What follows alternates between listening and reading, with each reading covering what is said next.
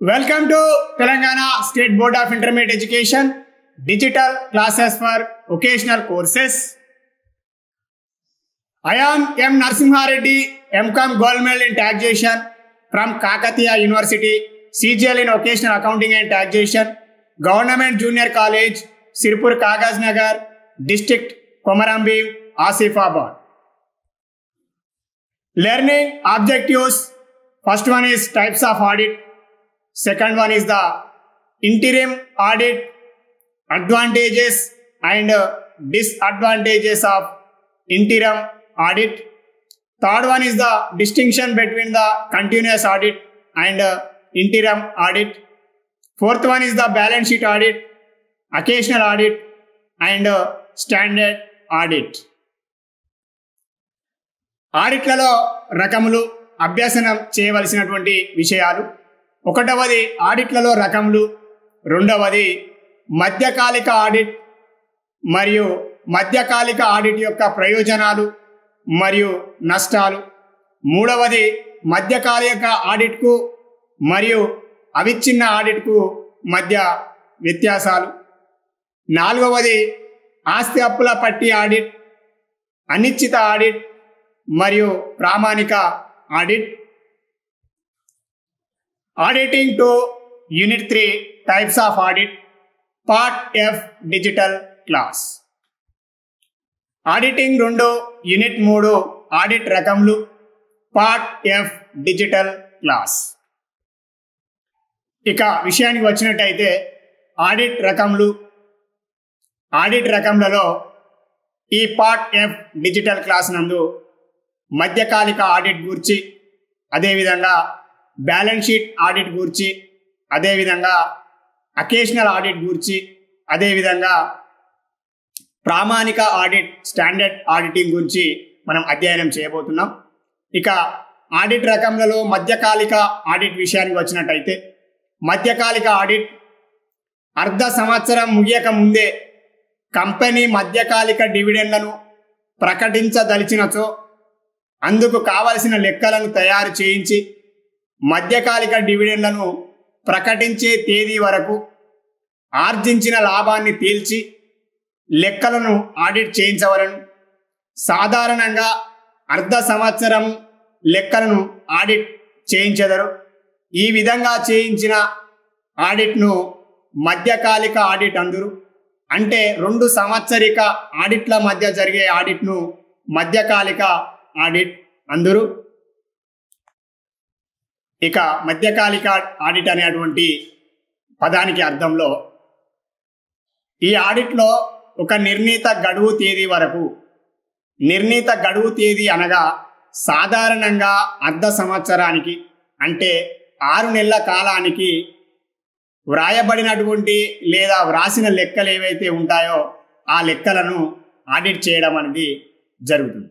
అంటే సంవత్సరంలో 12 నెలల కాలానికి 6 నెలల కాలానికి ఈ యొక్క రాసినటువంటి లెక్కలు ఏవైతే ఉన్నాయో ఆ లెక్కలను ఆడిట్ చేయవలసినటువంటి అవసరం అనేది ఉంటుంది. ఈ ఆడిట్లో నిర్ణీత గడువు తేదీన ఉన్నటువంటి ఖాతా నిల్వల సహాయంతో అంకణాను తయారు చేయవలసి ఉంటుంది. అంటే 6 నెలల మధ్యలో కంపెనీ తరహా వ్యాపార సంస్థలు ఏవైతే ఉన్నాయో ఆ కంపెనీ తరహా వ్యాపార సంస్థలు కనుక వాటాదారులకు మధ్యకాలిక డివిడెండ్ను ఇచ్చేటువంటి సందర్భంలో మధ్యకాలిక డివిడెండ్ను పంచేటువంటి సమయంలో ఆ 6 నెలల కాలంలో ఆ నిర్ణీత గడువు తేదీ నాటికి ఉన్నటువంటి తయారు చేయబడ్డటువంటి ఖాతాలు ఏవైతే ఉంటాయో ఆ ఖాతాల యొక్క నిల్వలను తేల్చి ఆ నిల్వల సహాయంతో అంకణాన్ని తయారు చేసిన తదుపరి ఆ అంకణా నిల్వల సహాయంతో అర్ధ సంవత్సరానికి సంబంధించినటువంటి లాభాన్ని కనుగొనడం అనేది జరుగుతుంది. ఆ లాభాన్ని కనుగొన్న తదుపరి ఆ లాభాన్ని వాటాదారులకు డివిడెండ్గా పంచి పెట్టడం అనేది లేదా డివిడెండ్గా ఇవ్వడం అనేది జరుగుతుంది. ఈ మధ్యకాలిక ఆడిట్ పూర్తయిన వెంటనే ఆడిట్ రిపోర్ట్ను సమర్పించవలసి ఉంటుంది. అంటే 6 నెలల కాలానికి సంబంధించినటువంటి వ్యాపార వ్యవహారాలన్నీ ఖాతా పుస్తకాలలో నమోదు చేయబడిన తరువాత ఆ నిల్వల సహాయంతో అంకణాన్ని తయారు చేసి లాభ నష్టాల ఖాతాను తయారు చేసి ఆ 6 నెలల కాలంలో వచ్చినటువంటి లాభాన్ని నివేదిక ఆడిటర్ సమర్పించవలసి ఉంటుంది. మధ్యకాలిక ఆడిట్ పూర్తయిన వెంటనే ఆడిట్ రిపోర్ట్ను డైరెక్టర్లకు సమర్పించగా ఆ డైరెక్టర్లు ఆ వచ్చినటువంటి లాభాన్ని వాటాదారులకు మధ్యకాలిక డివిడెండ్గా పంచడం అనేది జరుగుతుంది. ఇక ఈ మధ్యకాలిక ఆడిట్ అనేది సాధారణంగా 6 నెలల కాగానే మధ్యకాలిక ఆడిట్ జరుగుతుంది. అదేవిధంగా మధ్యకాలిక ఆడిట్ను బయటి ఆడిటర్ చేస్తాడు. సంవత్సరం మధ్యలో ఖాతాలను తనిఖీ చేయుటకు మధ్యకాలీన ఆడిట్ జరుగుతుంది. మధ్యకాలిక ఆడిట్ పూర్తి కాగానే ఆడిట్ రిపోర్టు ఆడిటరు డైరెక్టర్లకు సమర్పించవలసి ఉంటుంది. ఏదైనా ఒక ప్రత్యేక ప్రయోజనం కోసం మధ్యకాలిక ఆడిట్ అనేది జరుగుతుంది. అంటే వాటాదారులకు డివిడెండ్ పంచిపెట్టేటువంటి సందర్భంలో కావచ్చు, లేదా మరే ఇతర సందర్భం, లేదా ఏదైనా ఒక ప్రత్యేకమైనటువంటి ప్రయోజనాన్ని కనుక కంపెనీ డైరెక్టర్లు కనుక కోరుకున్నట్టయితే వాటాదారుల యొక్క శ్రేయస్సు దృష్టిలో ఉంచుకొని అట్టి సందర్భంలో కూడా ఈ మధ్యకాలిక ఆడిట్ను జరిపించుటకు అవకాశం కలదు. సాధారణంగా మాత్రం 6 నెలలు కాగానే జరిపించేటువంటి ఆడిట్ లేదా ఒక సంవత్సర కాలంలో 2 పర్యాయాలు జరిపించేటువంటి ఆడిట్ ఏదైతే ఉందో ఆ ఆడిట్ను మధ్యకాలిక ఆడిట్ అంటాం. అంటే 2 తుది వార్షిక లేదా 2 సంవత్సర అంతంలో జరిగేటువంటి వార్షిక ఆడిట్ల మధ్య జరిగేటువంటి ఆడిట్ ఏదైతే ఉందో ఆ ఆడిట్ను మనము మధ్యకాలిక ఆడిట్ అంటాం. ఈ మధ్యకాలిక ఆడిట్ను మధ్యకాలీన ఆడిట్ అని కూడా అంటారు. Conduct of audit methods. Interim audit.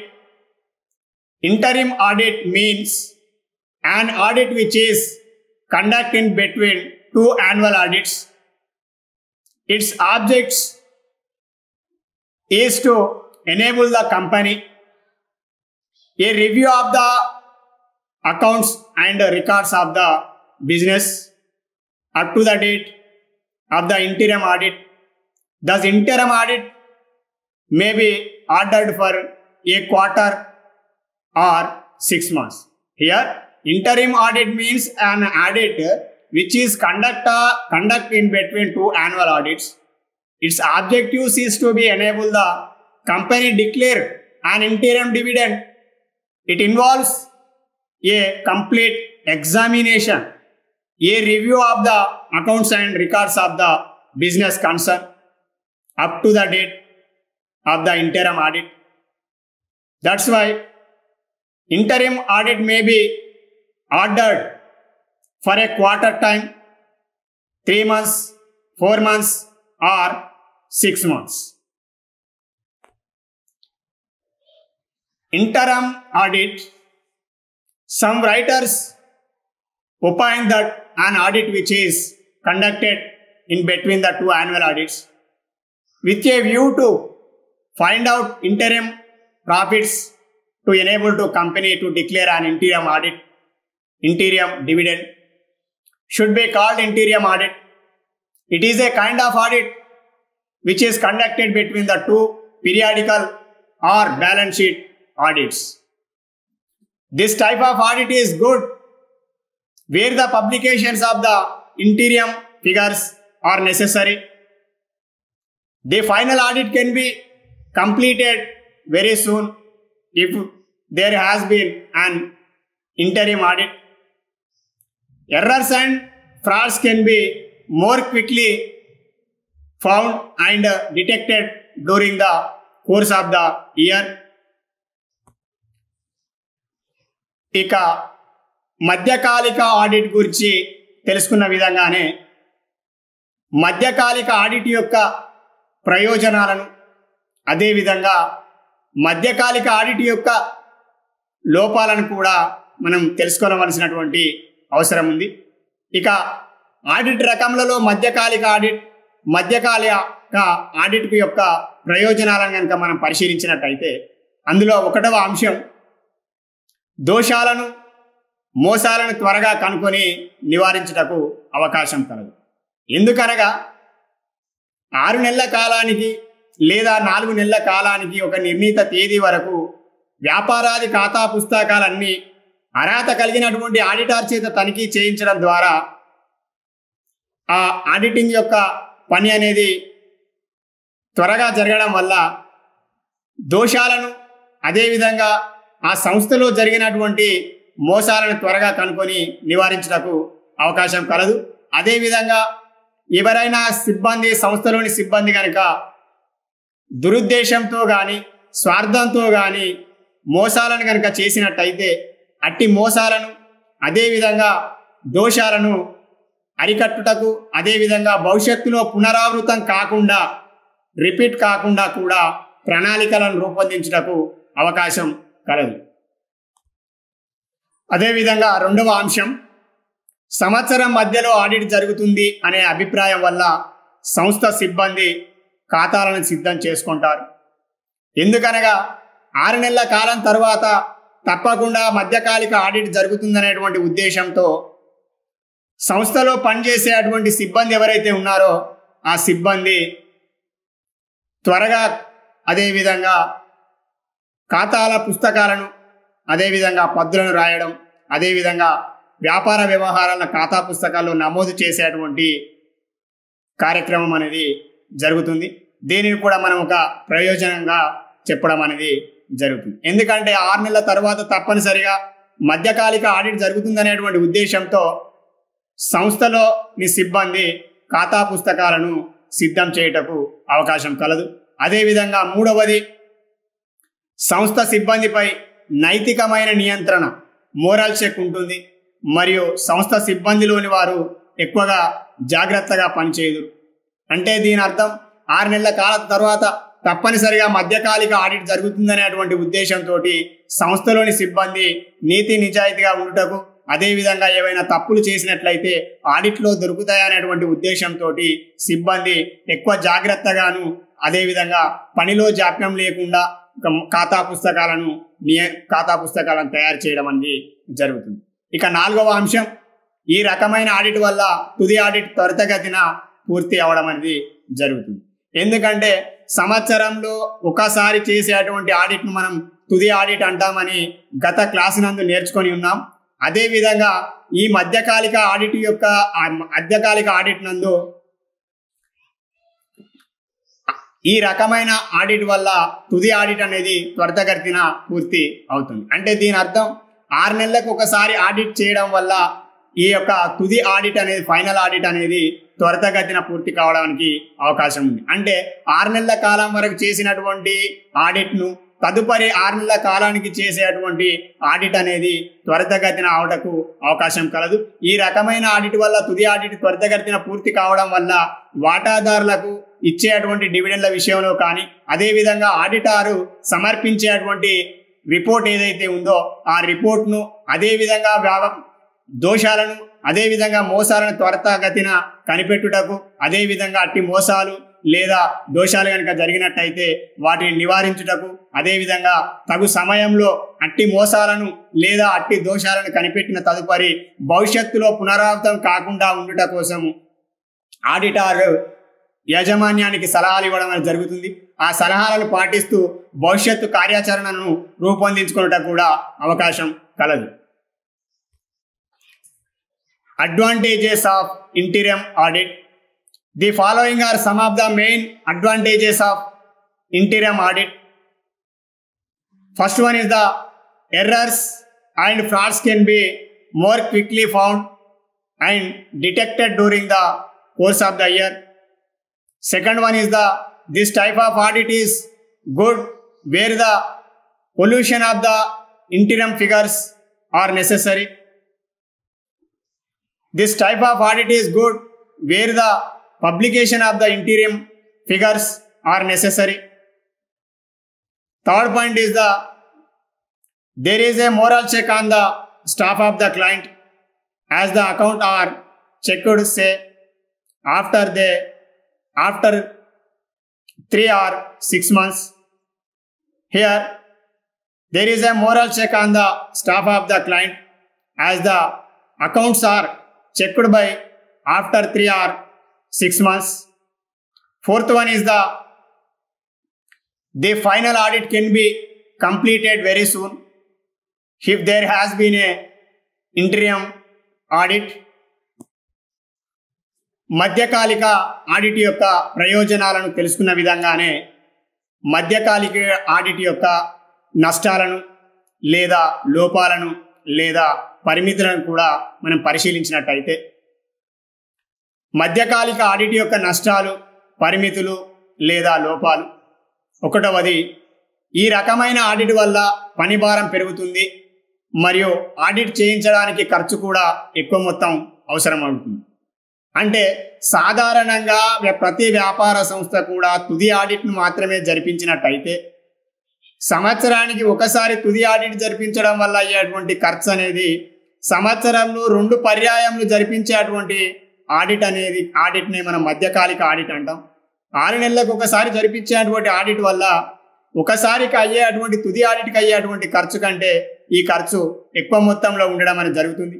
అదేవిధంగా ఈ రకమైన ఆడిట్ వల్ల సంస్థలో పనిచేసేటువంటి సిబ్బంది ఎవరైతే ఉన్నారో ఆ సిబ్బందికి పని భారం కూడా పెరుగుతుంది మరియు ఆడిట్ చేయించడానికి ఆడిట్ సిబ్బందికి చెల్లించేటువంటి ఖర్చులు ఏవైతే ఉన్నాయో ఆ ప్రతిఫలం ఏదైతే ఉందో ఆ ప్రతిఫలం విషయంలో కూడా ఖర్చులు పెరిగిపోవడానికి అవకాశం కలదు.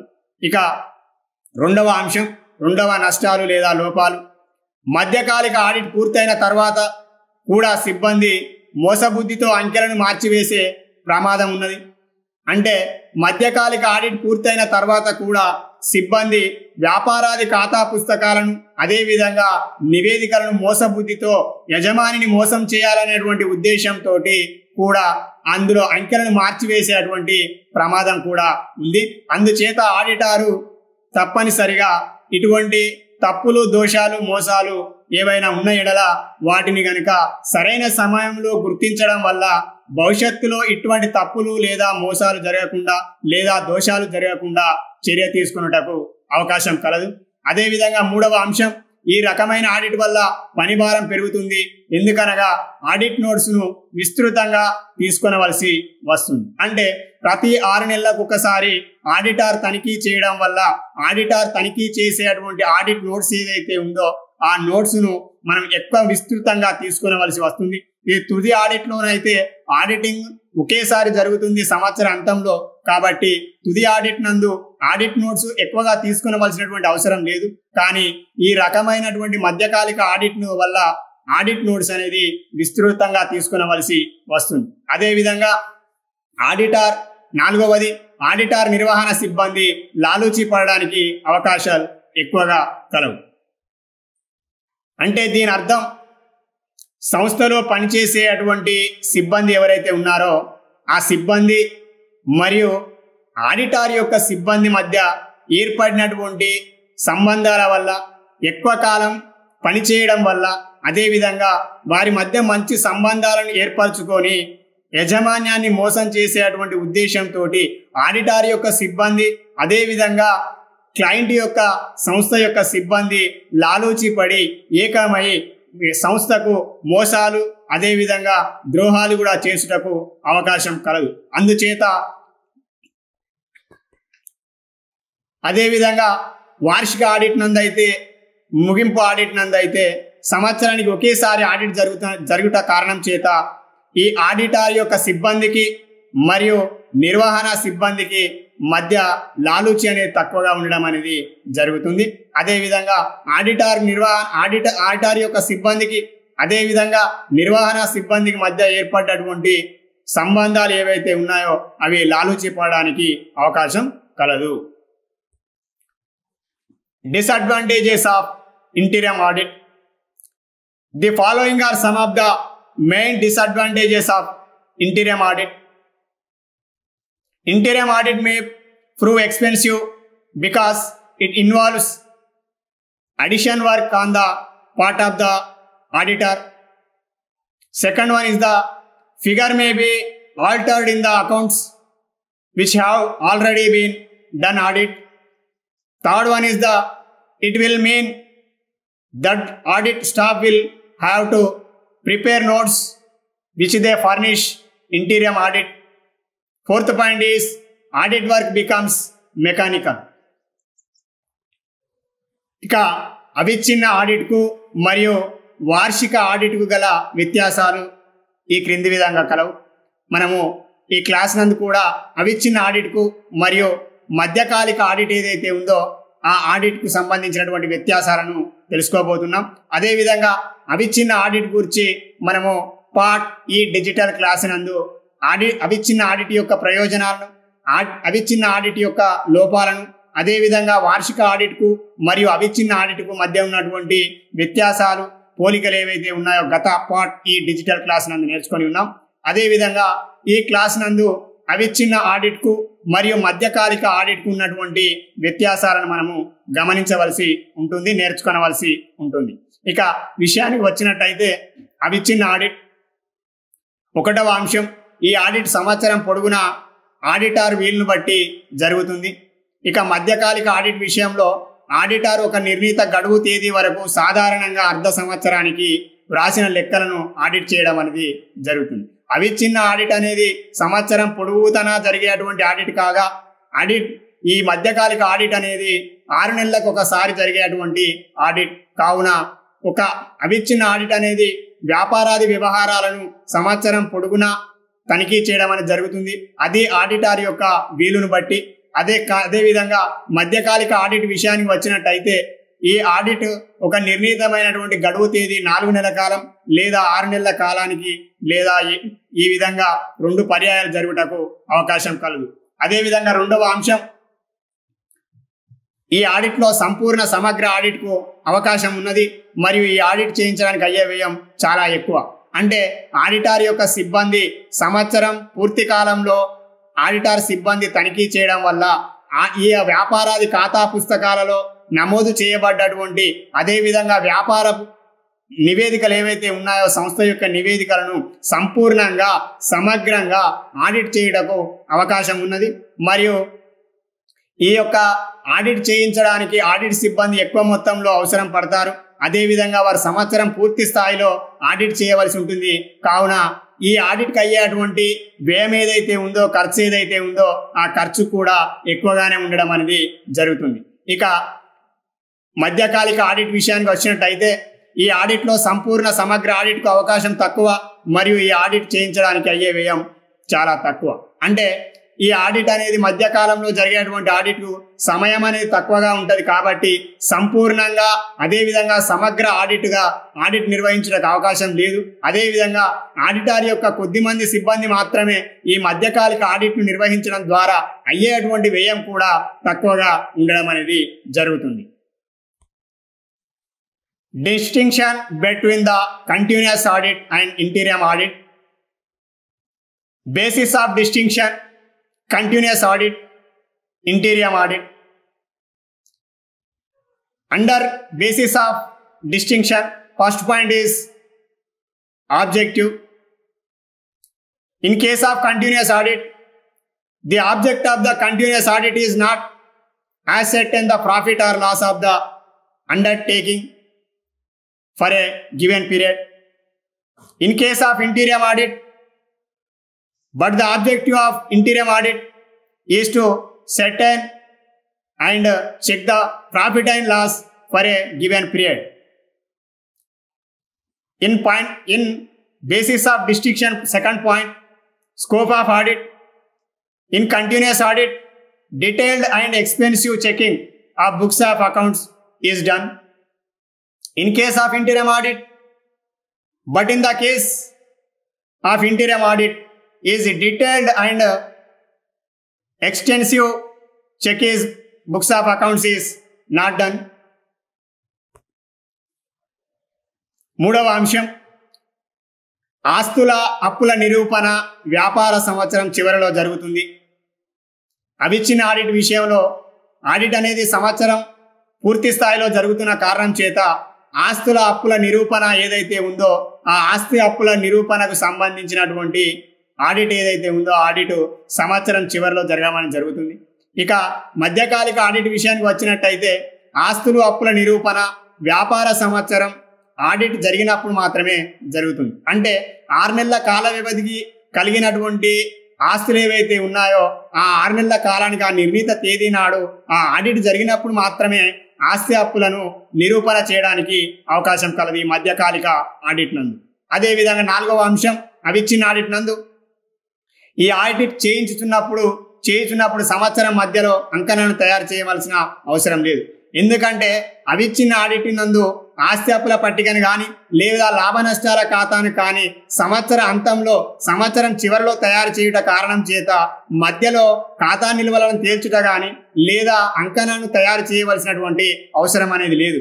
కానీ మధ్యకాలిక ఆడిట్ విషయానికి వచ్చినట్టయితే ఈ ఆడిట్ చేయించుతున్నప్పుడు నిర్ణీత గడువు తేదీ ఉన్న ఖాతా నిల్వలతో అంకణాన్ని తయారు చేయవలసి ఉంటుంది. అంటే మధ్యకాలిక డివిడెండ్ను పంచిపెట్టేటువంటి సందర్భంలో లేదా ఏదైనా ఒక ప్రత్యేకమైనటువంటి ప్రయోజనం కోసం గనక మధ్యకాలిక ఆడిట్ని గనక జరిపించినట్లయితే ఆ నిర్ణీత కాలానికి ఆ నిర్ణీత తేదీ నాటికి ఆ వ్యాపార సంస్థ యొక్క ఖాతా నిల్వలను తేల్చి అదేవిధంగా ఆ నిల్వల సహాయంతో అంకణాన్ని తయారు చేయవలసినటువంటి అవసరం అనేది ఉంటుంది. 4th point, period of audit. In the case of continuous audit, the work of the audit is carried on up to any date according to the convenience of the auditor and his client. In case of interim audit, while in the case of interim audit, the work of the audit is up to definite date according to the instructions of the client.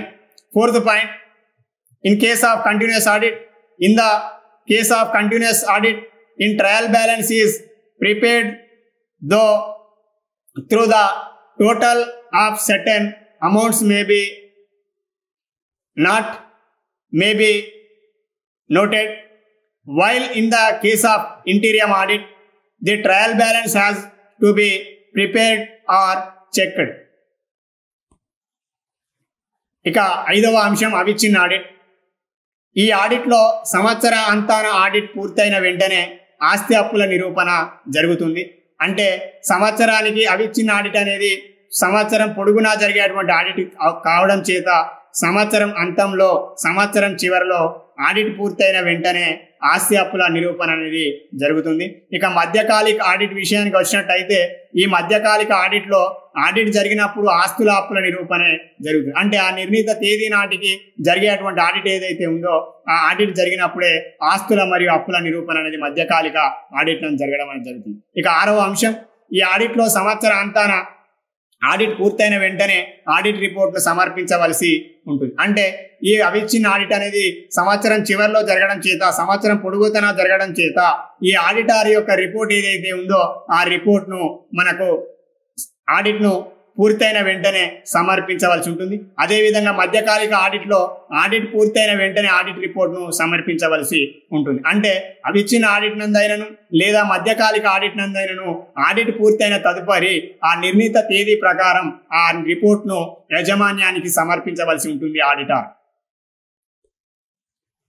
5th point, verification. In continuous audit, the verification of assets and liabilities are undertaken at the close of the financial year. In case of interim audit, but in the interim audit, the verification of the assets and liabilities are undertaken at the time of the such audit. 6th point, preparation. In the case of continuous audit, the auditor's report is submitted at the end of the financial year. In case of interim audit, while in the case of interim audit, the report is submitted at the time of audit. Thank you, one and all.